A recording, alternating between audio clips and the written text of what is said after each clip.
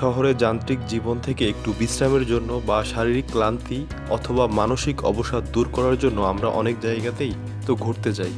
তবে সবসময় দূরে কোথাও ঘুরতে যেতে যেমন সময় লাগে তেমনি খরচও বেশি হয়। খরচের থেকেও সময় ম্যানেজ করাটাই হয়ে ওঠে প্রধান প্রতিবন্ধকতা।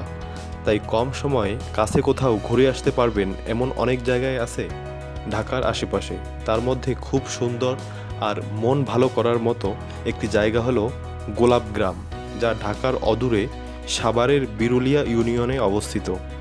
ঢাকার খুব কাছেই সাভারের তুরাগ নদীর তীরে সাদুল্লাপুরে এর অবস্থান। বিশ্বাস রাখতে পারেন এই গ্রাম আপনার যান্ত্রিক জীবনে অনেকটাই ক্লান্তি দূর করে দিবে। পুরোটা গ্রামই যেন গোলাপের বাগান। উঁচু জমিগুলো ছেয়ে আছে মিরান্ডি জাতের গোলাপে। লাল, হলুদ, সাদা, কত বর্ণের যে গোলাপ তার কোনো ইয়ত্তা নেই।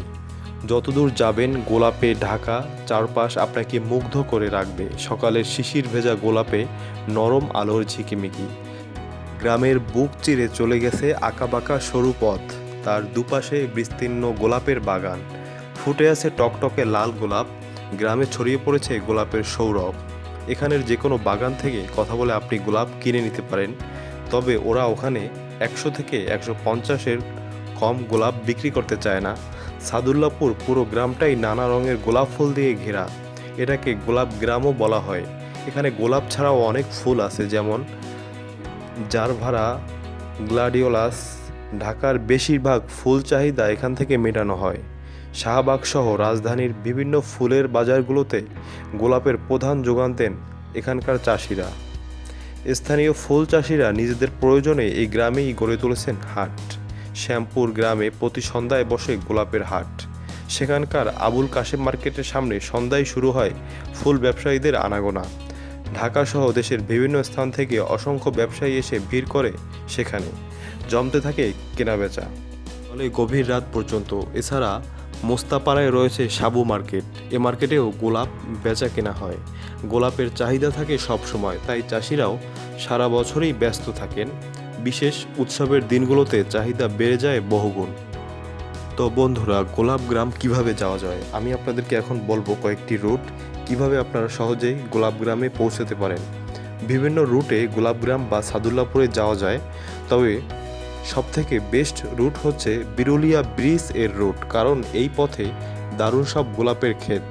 রাস্তার দুপাশ জুড়েই একেবারে পুরো রাস্তা অটো থামিয়ে থামিয়ে সবগুলো গোলাপের বাগান কভার করতে পারবেন।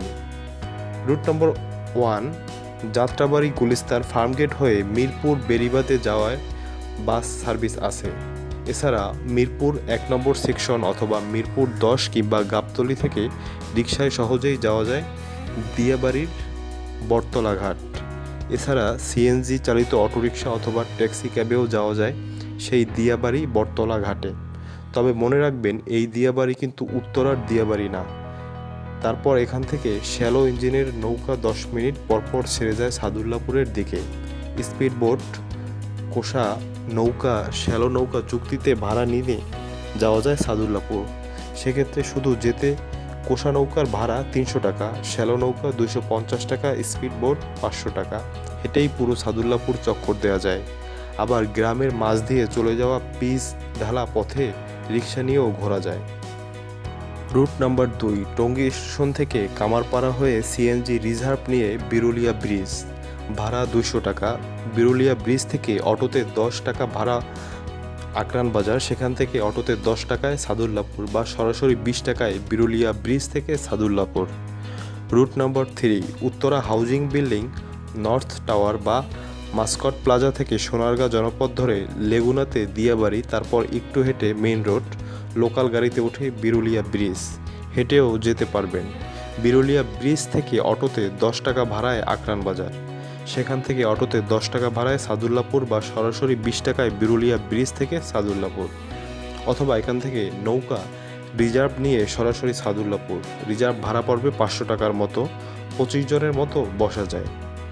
তো বন্ধুরা, আপনারা যদি এখানে ঘুরতে যান তাহলে আপনারা কোথায় খাবেন? সাদুল্লাপুরে ঘাটের কাছে হোটেল আছে। সাদুল্লাপুরে ঘাটে পৌঁছানোর পর 60-এর বট গাছের নিচে বসে চা নাস্তা করে নিতে পারেন। দল বেঁধে গেলে হোটেলের লোকদের আগেই রান্না করার কথা বলতে হবে। তো বন্ধুরা, এই ছিল আমাদের গোলাপ গ্রাম নিয়ে বিস্তারিত বর্ণনা।